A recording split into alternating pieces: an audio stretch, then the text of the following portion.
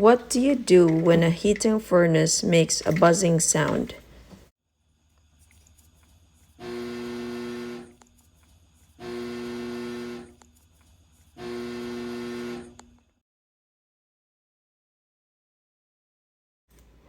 A. Replace the bad motor for $300, or B. Replace the whole heating unit for $2,800. What would you do as a landlord?